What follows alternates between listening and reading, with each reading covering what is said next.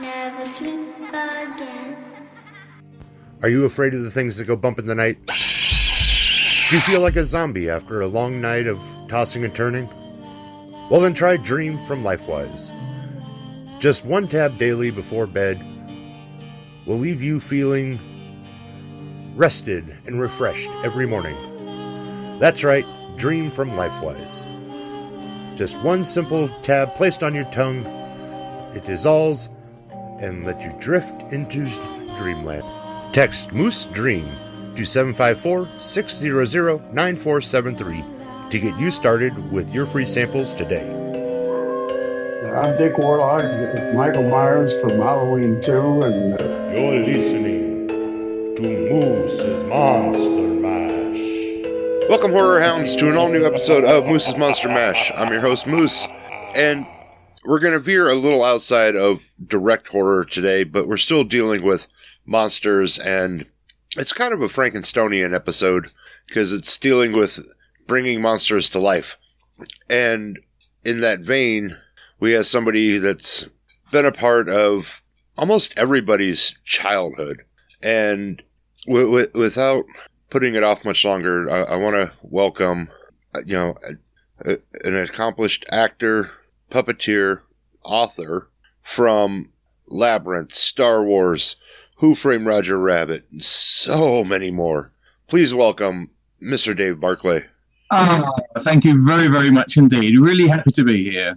I'm ecstatic. And, like I said, I mean, you generationally part of so many childhoods, from Star Wars up to like current. I mean, just glancing at, the IMDb, there's, the Stuart Littles, there's the Cats and Dogs. I mean, my daughter was watching Cats and Dogs the other day. Oh, that's good. Yeah, Mr. Tinkles, Caps Rule. Yeah, no, it's for me, it's been an amazing career. In fact, my most recent film was one that no one probably may ever see. It's called Coyote versus Acme, and I was puppeteering a version of Wile E. Coyote every single day on set, and it's an amazingly good film. And for some reason, for money reasons, I think, Warner Brothers have shelved it. So everyone who was involved in it is really disappointed because it's an excellent film. So that was my most recent thing. Sadly, I don't think anyone will get to see my most recent thing. But my first movie was The Empire Strikes Back. Well, I was wondering because I saw that you had puppeteered Wile E. Coyote. I was like, where? Yes.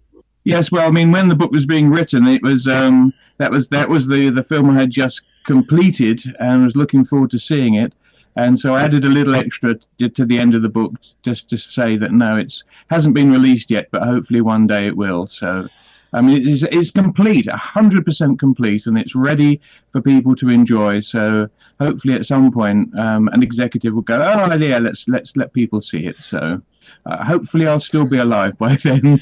But yeah, no, you're right. There are a lot of people that want to see that movie, and were quite disappointed that it was shelved. Yeah. No, it is excellent film. It's a great script. The animation's phenomenal, and I was Coyote for every single day on shot with a lightweight foam reference puppet so that everyone could act with Coyote, because of course Coyote doesn't speak.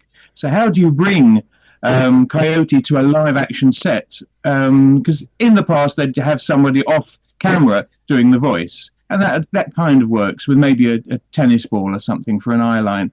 But of course Coyote is very different than that. So I was able to inhabit Coyote for every single shot in the movie, and it was an absolute joy.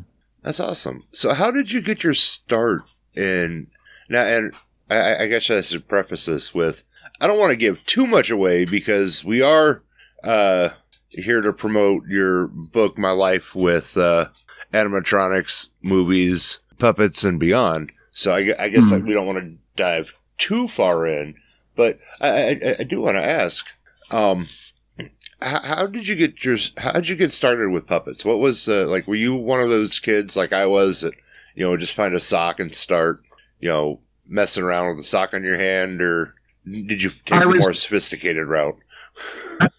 Well, I was very much along those lines, but I have the perfect excuse because both of my parents are puppeteers. So I'm second generation. So from the age of 4, there was puppetry all around me, and they were making their own. They did everything in their 2-person puppet company. So my father sculpted and made all the puppets. My mother made the clothes. They wrote the stories together, and they were originally actors who met at the Royal Academy of Dramatic Art in London, RADA. And with their acting skills, they were really good at adapting every single sort of performance that they did to the crowd. So so I grew up traveling and puppeteering with them as a child. So my sort of exposure to puppetry was, this is a normal life, and this is what everybody does. Well, I mean, you're not too far off. I mean, at some point as kids, we all put a sock on our hand and make a friend. So this is true. Yeah. And I mean, puppetry is a very ancient art form that everybody loves as kids, but tends to grow away from it as they get into their teenage years. I mean, for me, my teenage years, I kind of did the same thing. I kind of wanted to move away from puppetry because I started off doing string puppets when I was 4, and I became my parents' warm-up act because I was too short to reach the glove puppet stage. I couldn't do that, so my first puppeteering was puppeteering little string puppets as a warm-up act before they started. And then when I was tall enough, they wrote plays for me to be part of. And I loved that. I had my own Punch and Judy show, the British glove puppet show. I had my own version of that as a kid too. Oh, that's awesome. Then I decided I wanted to be in films and television. And my parents was all live theatrical puppetry. It wasn't TV or film. And that's the sort of work I wanted when I was a teenager. So I was thinking, well, what's the closest to that? And it was at the time special effects makeup and special effects. Sometimes some stop motion effects like the original King Kong and Ray Harryhausen. And I was absolutely a huge fan of that. And I loved all the original horror movies, like with the Bela Lugosi Dracula and just the master of makeup. So it's just like, it was an amazing time. I did my own version of the Frankenstein monster makeup on me. It was the sort of the closest thing that I could find, because there were no animatronic puppets in movies at that point. No, I mean, at that point, it was either string puppets or it was... Yeah, Muppets. Muppets, yeah. Yeah, Muppets were great, and the Sesame Street was already on when I was a kid. When I was a child, there were the string puppets. In England, it was initially Muffin the Mule, and then, of course, Thunderbirds and Fireball XL5 with all the Super Marionation stuff. And so I loved all of that. But I was more interested in sort of like the Lon Chaney makeups and that sort of thing when I was a teenager. So that's what I did. I also did I loved the work of Dick Smith, makeup artist Dick Smith, and I copied in my mid-teens.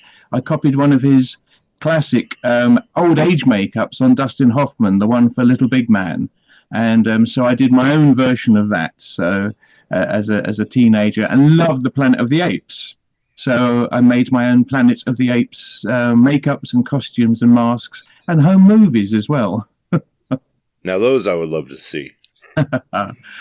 Well, you'll be able to see some of those images in my book. So that's awesome. I can't wait to pick the book up. Excellent. Because I mean, I've been a fan.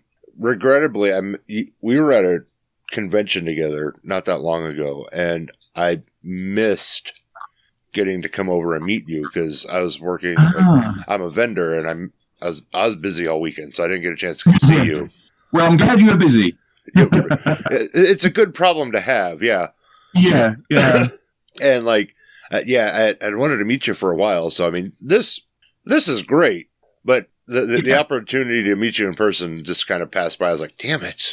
But I'm glad you've got this. And if we happen to be a convention, a show again in the future, then it'd be great to actually meet up in person. Oh, That'd absolutely. be excellent. Yeah. But I mean, you started with Yoda, man. In the movies, yes. Yeah. I mean, I was, so I'd done all this sculpting and makeup work and some little models and miniatures and made my own home movies. So I wanted to get into the film industry. That really was my passion. And I thought, well, how can I do that? And I thought, well, maybe I'll go to university, study sculpture, because I really enjoyed modeling and sculpting. So I thought that might get me in. But during a summer job at London's toy store, famous toy store, Hamleys, Mark Hamill came in while I was out at lunch and bought some of the puppets that I was selling. I was selling the same toy puppets that I performed when I was a kid in my parents' show. I was selling these in the Hamleys toy store. And he wanted a Darth Vader marionette custom made for his own personal collection. And so about 9 months later, he contacted me. I met with him and agreed to build him an 18-inch tall Darth Vader string puppet for his private collection. About 6 weeks later, when it was finished, he invited me to London's Elstree Studios. And that was where all the studio work for Star Wars was filmed. It was all filmed in London. They went to loads of different locations around the world, but all the interior sets, they were all built in London. So I went along to visit him there, gave him the puppet, and he said, oh, would you like to meet Stuart Freeborn, who was the makeup supervisor? And Stuart had done the amazing work on the Apes in 2001 and was probably Britain's most famous makeup supervisor. So I got to meet Stuart, who was delightful, lovely man. And a week later, he had me as a trainee on the crew for building Yoda. So if I hadn't had my summer job working in a toy store, selling toy string puppets to earn a few dollars, then that was my break into Star Wars. I say that's very much that, the existential what if, do I go right, do I go left story, do I take this summer job, do I take that summer job? Had you taken a different summer job that year, would we be having this conversation today? Quite possibly not. And the other thing is I met my future wife there, and we've been married nearly 46 years now. So see, I mean, you got a career and a loving relationship. Yeah. And so if I hadn't gone to Hamleys, my life would be noticeably different. So I'm so glad I did it. It also told me that I'm not really somebody who does a shop 9 to 5 job. Because I grew up with my parents. Sometimes you work 24/7, literally round the clock for days on end, and do the shows, and then suddenly nothing for maybe 2 weeks. And so I grew up with that as being like a normal way that you looked at life. So anytime there was a full-time, like a real proper full-time job, it was like, oh, I don't know if I'm comfortable with that, which is like crazy, I know. But it was like, no, I like the fact that there's moments when I have total control, or so it feels, of what I can do in my life. But nearly always I'm at the beck and call of the film studios. Well, and so your sculpting came in handy. We're going to jump around a bit. In the 80s, because then you kind of lock in with the Henson Corporation, and you fabricate one of, if not the creepiest character I've seen to date in movies, and that's Agra. Yeah.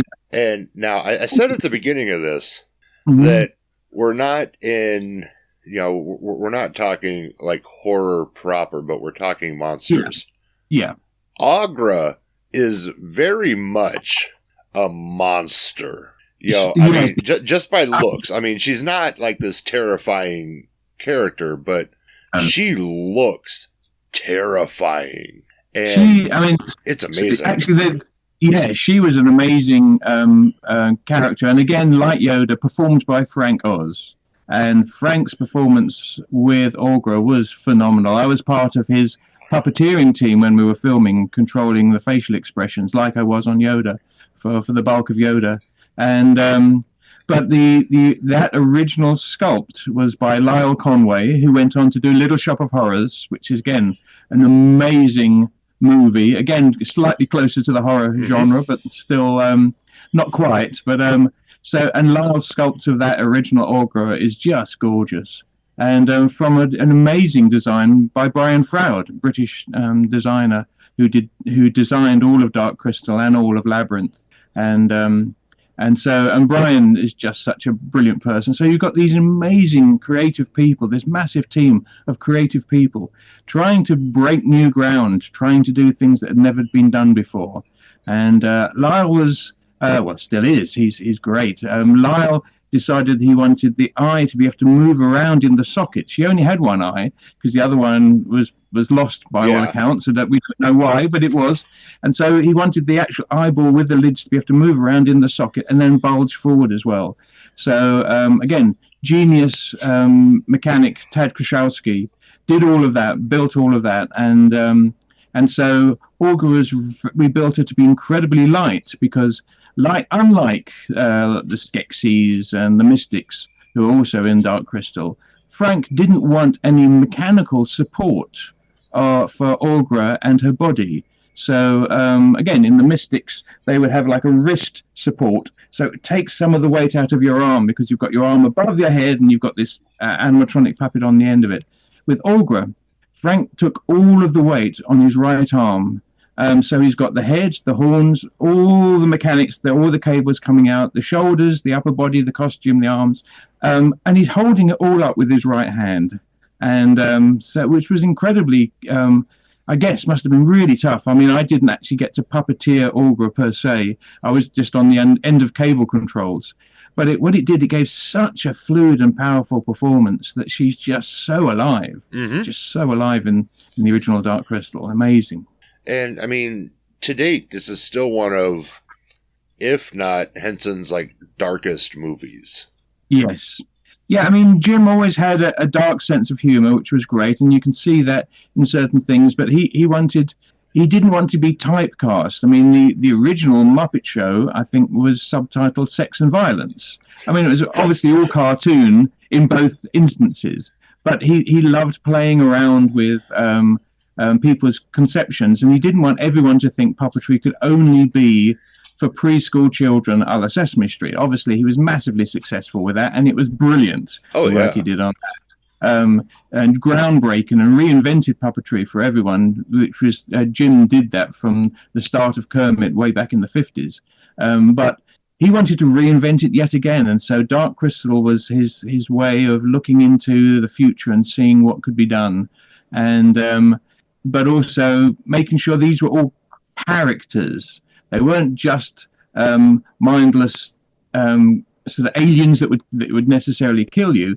These all had personalities and characters, and that's what Jim loved. Well, I mean, for me, I was the very first British puppet maker to be employed on the Dark Crystal in November 1979. We'd just finished filming the Yoda sequence for Empire Strikes Back, and I was been working with Frank Oz and with Kathy Mullen and Wendy Midner. And Wendy said that she was going on to work on the Dark Crystal, and they were going into pre-production and some research and development in London.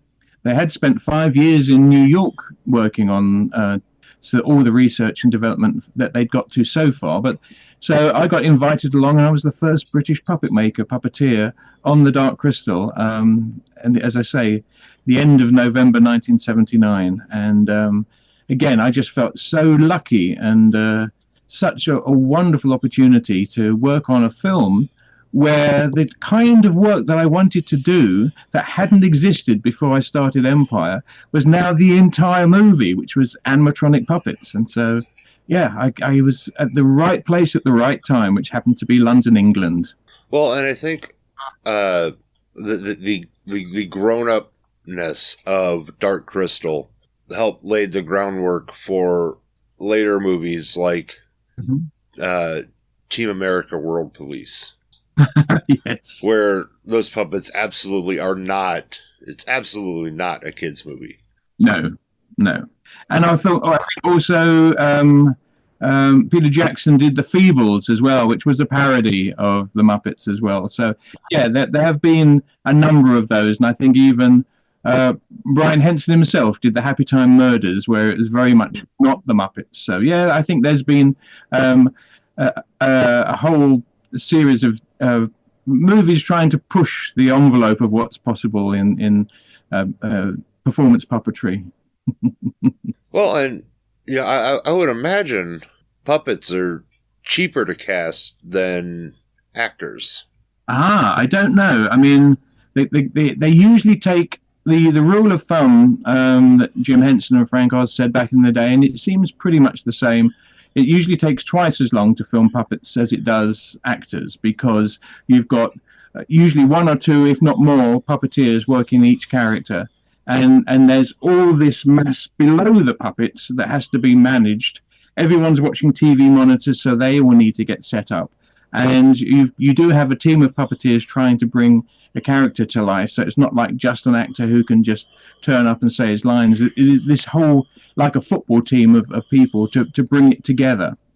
So yes, I think you don't have the salaries of the big A-list stars when you've got puppeteers. I mean, yeah, I've never made anything like that in my life. So, I mean, I've never made a great deal of money, but I've had a wonderful career. So in that respect, yes, I think for the cost of the actors versus the creatures, the performers will be a lot less in the budget. But then there's a lot of time and money spent on building them and perfecting them. And then they usually take longer to film. So I don't know. Maybe it's swings and roundabouts. I could see where, yeah, it would cost more to have, the more people, and also see where it's, you're maybe paying less for said people. So I don't know, maybe it balances out in the end. Yeah, I think it probably does. Yeah. So, but for me, I just love seeing puppet characters come alive, and that's always been the joy. I mean, I guess I first saw that with my parents, and loved the shows that they did.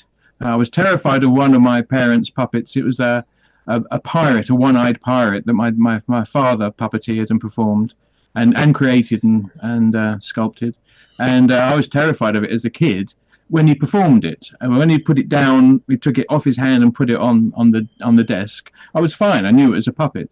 I said, no, but as soon as he puts his hand in it, it's real, So, and that I've always tried to sort of stay connected with that sort of that idea that when you've got a person connecting it, it's real, and it's about making it real, and doing everything that you can to make it as real as possible. And of course, for my father and for my mother, they were trained actors, so they used all their acting skills into their puppets, and that's what we've all myself and all my puppeteer friends, that's what we try to do on a daily basis when we're performing. Do you still have any of your parents' puppets, or? Yep. I still have the vast majority of them. When they decided to retire, unbeknownst to me, they hired this big metal skip, and they threw out about good half of their puppets. Some of their larger theatre puppets, where you want large hand and rod puppets. But all their original puppets from when I was a child, I still have all of those. So yeah, they are beautiful things in my opinion, and in fact they won some awards back in the day. So that's awesome. Now let's jump to another fan favorite and another Henson film, as the poster staring at me in your background. Labyrinth. Yes. Probably an all-time fan favorite for many people, myself included.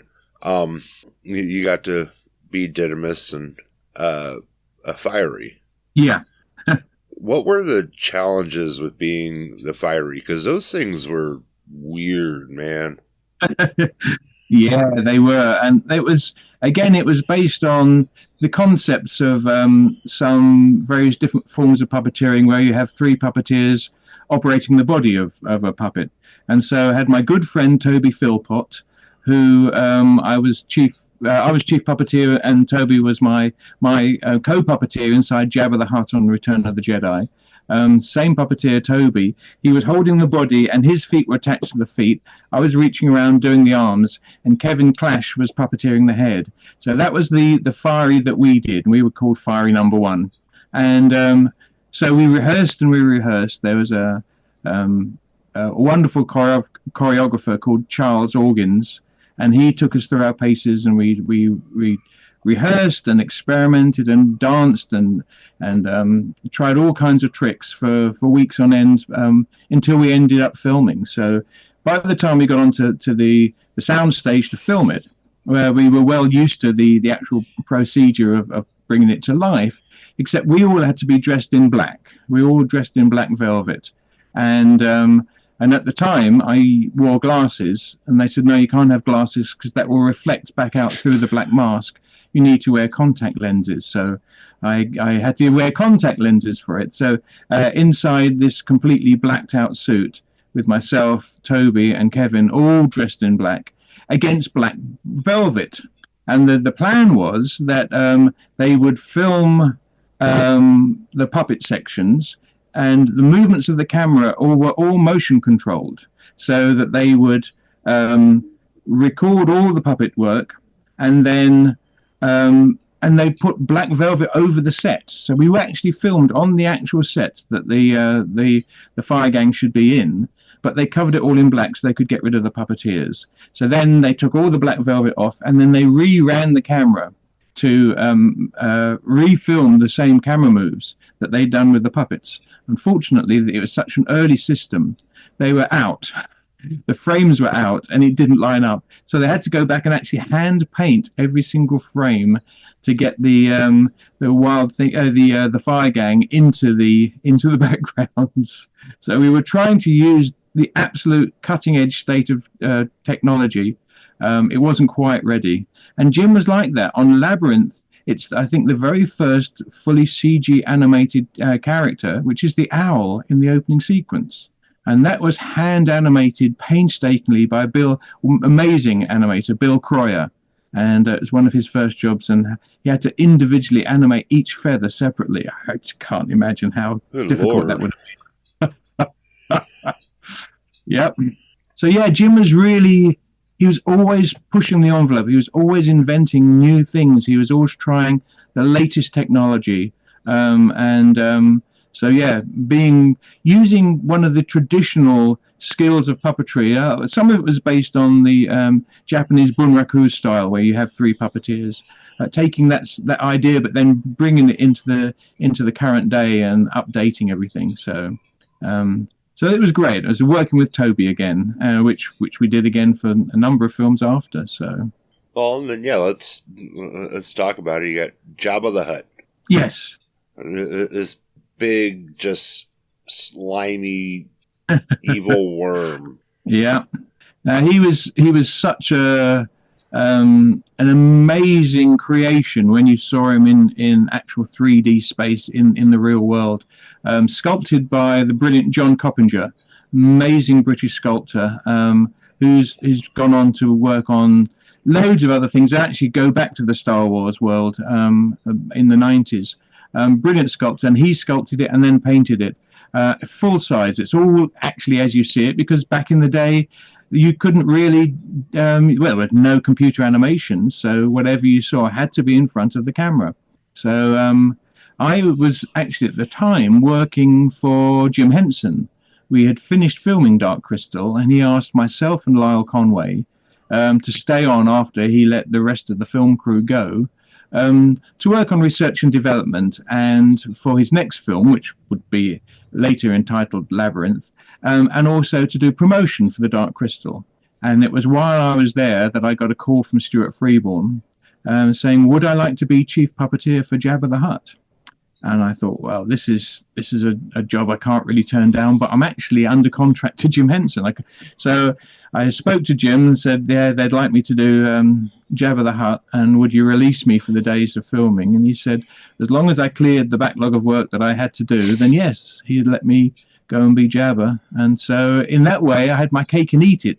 Not only was I employed by Jim Henson on a permanent basis, only one of two in the UK at that point, myself and Lyle Conway, I also was released to go and be chief puppeteer for Jabba the Hutt, a job I didn't even have to audition for. I was just, would I like it? So I couldn't believe how lucky I was. I mean, partly because I had started off with Yoda, and there wasn't a huge pool of people who had done this kind of work, and they needed people who had the experience. And so I had worked with Toby Philpott previously to Jedi on Dark Crystal, and I knew Toby's father. Toby's father was a famous British puppeteer called Panto Puck the Puppet Man. And so Toby was from a puppeteer family like me. So, and we got on famously, still always have one too many glasses of wine at a convention. But it's wonderful. He's such a good friend. He's such a talented performer too. So he seemed the perfect solution to have, because we would have to be inside Jabba all day long next to each other. So you had to have somebody you'd be comfortable with. And so, yeah, so I chose Toby. And the two of us were inside Jabba from 8:30 in the morning till about 7 o'clock at night, where, apart from when we got out for lunchtime for an hour. So, yeah, we spent a lot of time very closely together. Yeah, you're really good friends. Yes, yeah. How did Little Shop of Horrors come about? Well, I think Frank Oz had co-directed Dark Crystal with Jim Henson and had directed Muppets Take Manhattan. Again, Jim did a sequence or so. So this was, I think, a film that seemed to make sense for Frank to direct by himself. So I think it was, I'm not entirely sure, but I think it was his first solo directing experience of a movie. And he turned to friend and colleague and, yeah, my good friend, Lyle Conway, to look at designing the animatronics for Little Shop. So I'd heard that it was all starting, and Lyle was already doing some initial research and development and early prototypes while we were filming Labyrinth. And it was while I worked with Frank on The Wise Man, who was one of the characters in Labyrinth, that at the end of the day he told me that yes, he definitely, it looked like it was greenlit, everything was going ahead, and he'd like me to puppeteer the lower lip on the plant for Audrey 2. Because everything was all split up. It was primarily cable controlled and mechanically controlled plants that featured in that 1986 production of Little Shop. And Lyle Conway was the guy who designed all the puppets and came up with all the concepts of how it should move and how it should perform, and had an amazing team of puppet builders and engineers who brought that to life. And so my initial involvement was just as a puppeteer. I say just because I've spent a lot of different movies building lots of puppets too. But this time I went on to Little Shop just to be a puppeteer, and worked with my good friend Mike Quinn. So I was the lower lip for the Supper Time plant, and Mike Quinn was the upper lip. So we rehearsed a lot to try and get the lip sync perfect. But Lyle wanted a hand puppet version of Audrey 2. And that was for a very small sequence called Some Fun Now, where the Audrey 2 puppet is sucking on Rick Moranis' finger, who had played Seymour, on his finger and on his thumb in one of the earlier, smaller versions. And the sort of interaction that Frank wanted, he knew wouldn't really be possible or practical with a mechanical version. So he wanted a hand puppet version, but the team really didn't have any hand puppet people who could build that, because they were all focusing on all the mechanical versions of the puppet. So Lyle asked me, would I build the puppet? And I said, sure. So I built it, and I built it around my hand. And so I got to puppeteer it too. So I was the only person who got to build and then puppeteer my own version of Audrey 2 on that film. And so that was an absolute delight. So, and Frank really enjoyed that version. And but again, an amazing experience. And it took I think, to my knowledge, in my personal experience, I think it's probably the biggest crew of puppeteers on a single character, because Audrey 2 in the end, with the Mean Green Mother sequence, with all the singing pods and all the vines, there were like 65 puppeteers to bring that to life. And so I think it's probably the most amount of puppeteers on any single character, I think, in film history. That is insane. What did you do on Roger Rabbit? Roger Rabbit was an interesting one because I had a phone call from Robert Watts, who was the producer from Return of the Jedi and Empire Strikes Back, saying, David, there may be a day or two's work for you on this new film, Who Framed Roger Rabbit. It's a live-action film, and but it's also interacts with cartoon characters. They're going to draw the cartoon characters on afterwards, and we're looking at ways of integrating the cartoon characters into the real world, at finding the best way to make it appear that they're actually in the shot at the same time. So we're going to film all this like a live-action movie. It's going to be like an Invisible Man film at first, and then they'll draw the animation on top later. So, okay. So I went to see George Gibbs, who I'd worked with in the past, special effects, practical effects supervisor. And he said he had a particular problem with the octopus bartender in the Ink and Paint Club, he said, because certain things he could build a mechanical robot and then they'll just draw over that robot. So he did some of that for Baby Herman's cigar. There's this arm that would move the cigar, so the cigar would move, but to give it in the impression that it was an animation, they would draw the arm over where the mechanical rig was. He said, but with the octopus bartender couldn't do that because the animators wanted all the arms to be constantly moving and flexing. So you couldn't put a mechanical rig in there. You could never be able to do it. So he asked, could I look at the storyboard and come back when I've worked out how that could be done with puppet effects? And I said, well, I can tell you right now if you want. And I went through the 8 different arms and told him the 8 different options for bringing this to life. He seemed, all right, okay, well, here's a script. Go through the script and see what can be done with puppet effects to bring all the objects to life on behalf of the cartoons invisibly. So that's what I did. I went through, and often it would be, if the weasels were carrying like a gun or a machine gun, that would be either a thin rod that would go below the frame with the puppeteer crawling on the floor, or it'd be strings that would go above up into the lighting rig with a puppeteer on a board. And so I worked out the rigs and the interaction for pretty much every single shot in that film. We filmed it in London. All the studio work was in London, and so we filmed all of that in London. And so every day we were making the real objects and the set and the environment interact with the cartoon characters so that when they were drawn in later, it would really look like they were there. And I think it's probably the most successful integration of CG and, not CG, so animation and live action footage before any CG was available. And probably my all-time favorite movie. So and that was the other thing. It was such a wonderful film. And working for Robert Zemeckis, for Bob Zemeckis, he was just a joy, and he really seemed to fully appreciate and understand every single person's contribution, and really just warmed and got everybody working together, this incredible team, and it was just fantastic. And he loved the puppet work that we did, and there was one morning when we came in to film a sequence that we were there. We had a team of 6 puppeteers for the whole shoot that ramped up to 17 for various different sequences, and we were there. The whole team was there. We weren't expecting to do much at all in the morning because there wasn't really that much to do. But the night before, he'd gone through the script and had rewritten the whole thing for a whole series of gags for Roger Rabbit to do.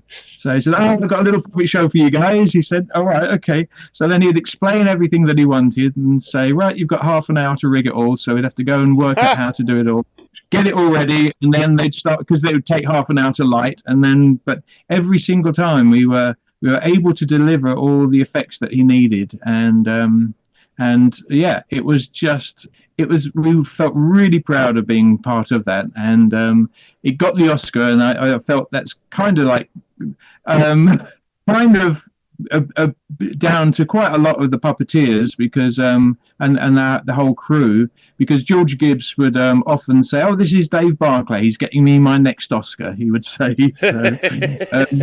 So I didn't get the Oscar, but I think myself and the other puppeteers, we really contributed a lot to that integration. So there's definitely a lot to put on your guys' shoulders. I mean, if the puppeteering didn't work right, it would have made the animators' jobs a hell of a lot harder.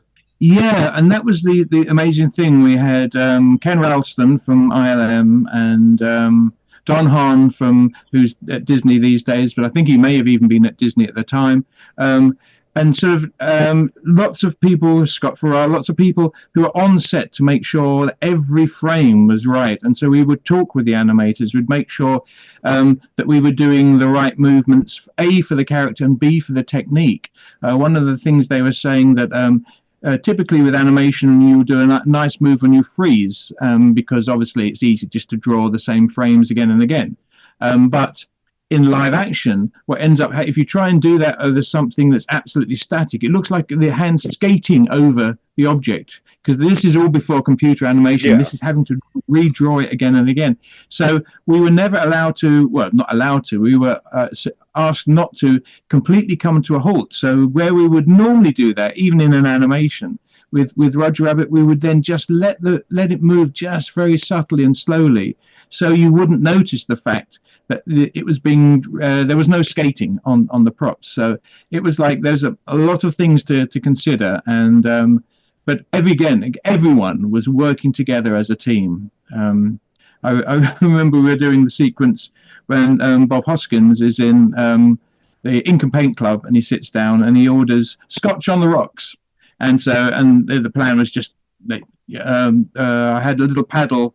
I think a penguin waited to drop him the scotch, and I said, "Oh, wouldn't it be funny if the tunes actually put rocks in it, you know?" And Bob's message, "Great, yeah, let's get some rocks." So they put it in there, and it's in the film, and Bob picks one out and drops in tunes, and that was my contribution. I actually came up with the idea, mentioned it, and Bob Zemeckis, "Yeah, that's great, we'll do it." So, and it's in the film. So that's how it was. It wasn't you mustn't step out of your area. Everyone was encouraged to contribute, and I think it's just an amazing film.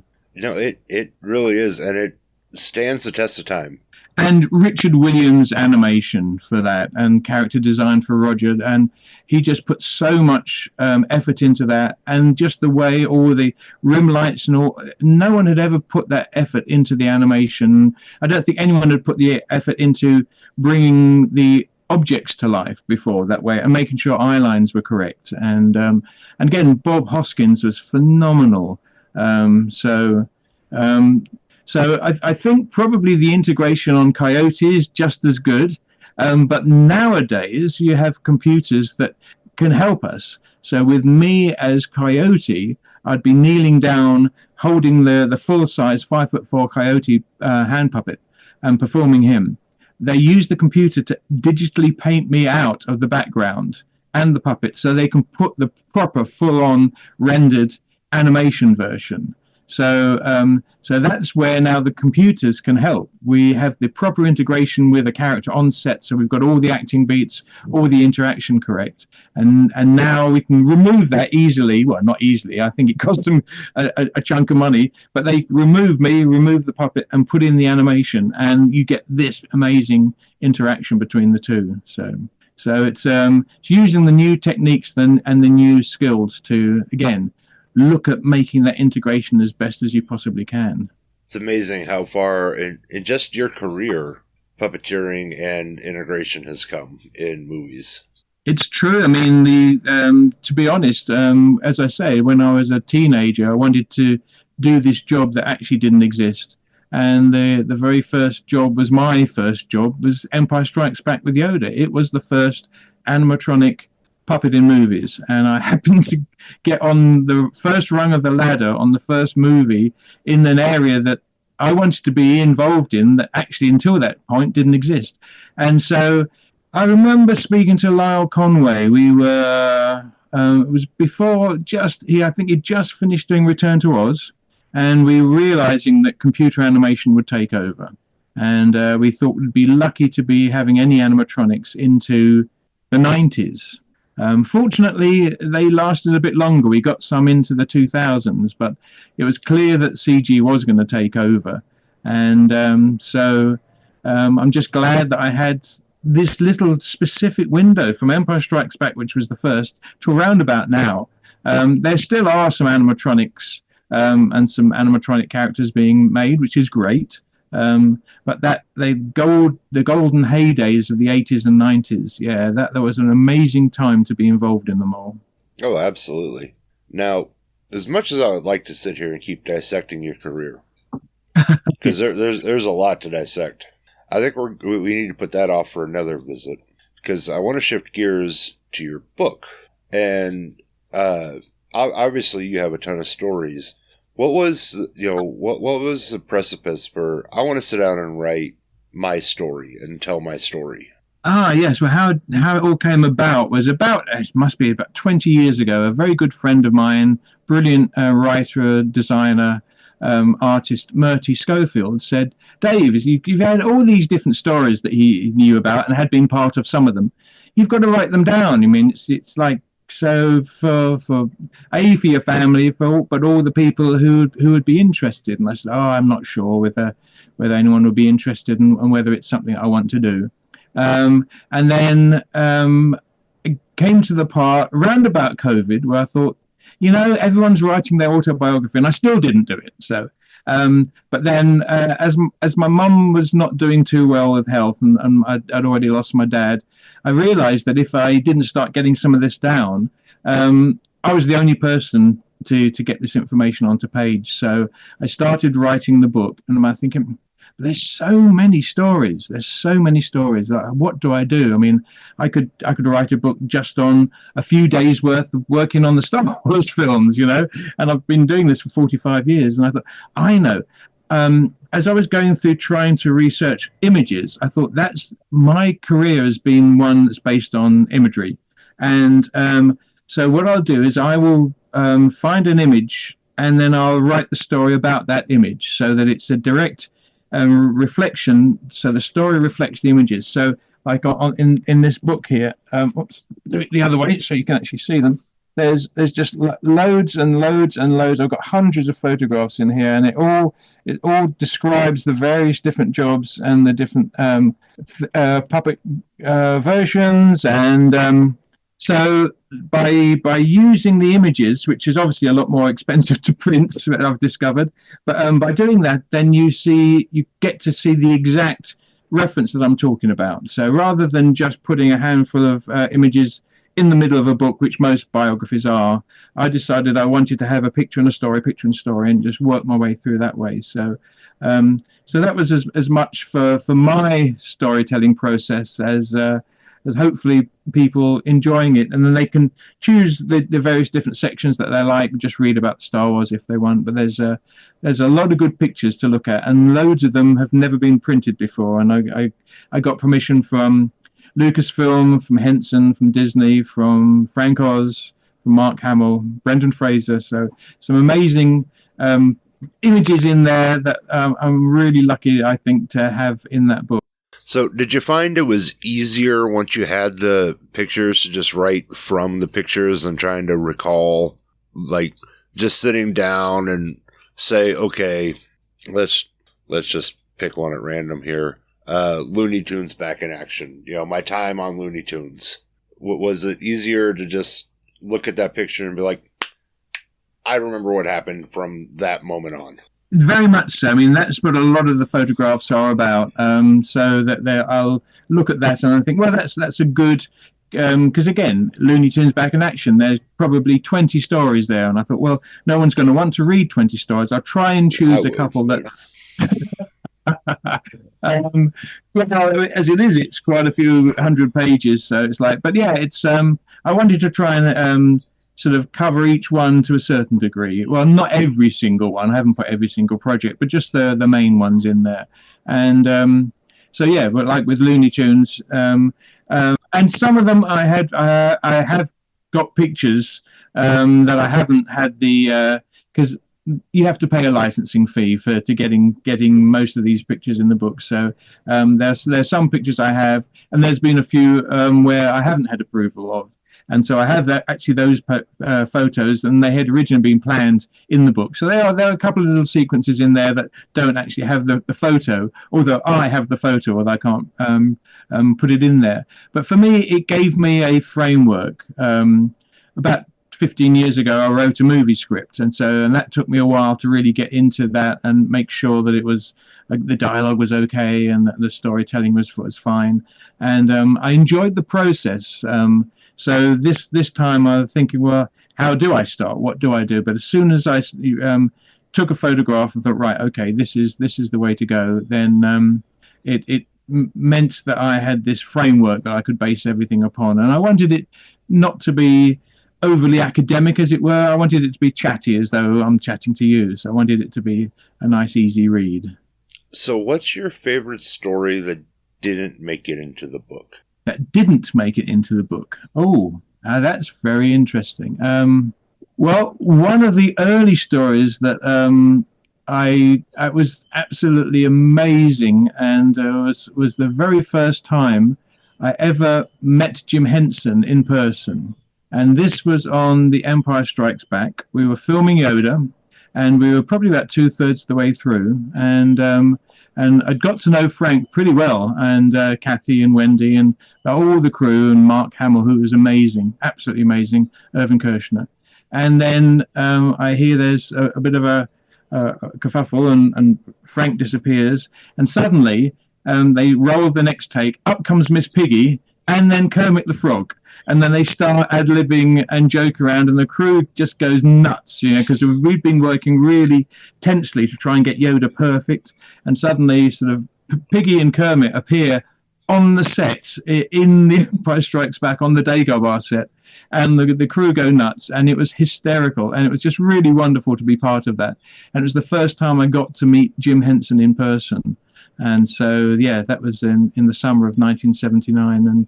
And just the way the two of those guys worked together, Jim Henson and Frank Oz, they were brilliant double acts. I mean, just as good as all the famous double acts. They just happened to be puppeteers. And so the Kermit and Piggy, Bert and Ernie, those were just brilliant double acts, but they happened to have puppets on their arms. And that was an amazing revelation to see that in person at age 19. Yeah, and that's not in the book. It's crazy.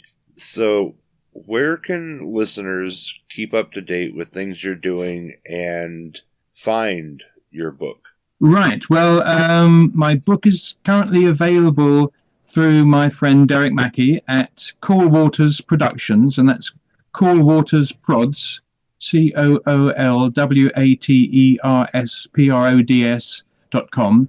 In the store, there's a store section on his website. So my book's available there. You can check out what I'm up to on www.davebarclay.com, DAVEBARCLAY.com. And yes, and you can also check on Derek's Cool Waters website when I'm doing conventions. And so you could possibly come along and meet me and grab a copy of the book there. I can sign it there and then for you. So that would be wonderful. And as always, those links are in the episode description for easy access. You can find me and other great podcasters over at electronicmediacollective.com. Be sure to follow me on Facebook at Moose's Monster Mash and on YouTube at Moose Media Inc. Dave, this has been as enlightening as it has been fun, and I do plan on a part 2, because after reading the book, I want to come back and, 1, dive deeper into your career, and 2, I'm sure there's going to be some stories I want to talk about. So I really look forward to that. This has been brilliant. Thank you. And listeners, be sure to get his autobiography, My Life with Animatronics, Movies, Puppets, and Beyond, for the stories that you heard and stories that you haven't heard. And come back next month for another all-new episode of Moose's Monster Mash. Dave, thank you again for coming on. Can't wait till we do this again. Yeah, looking forward to it. Thank you very much. And until next time, Horror Hounds, mash on.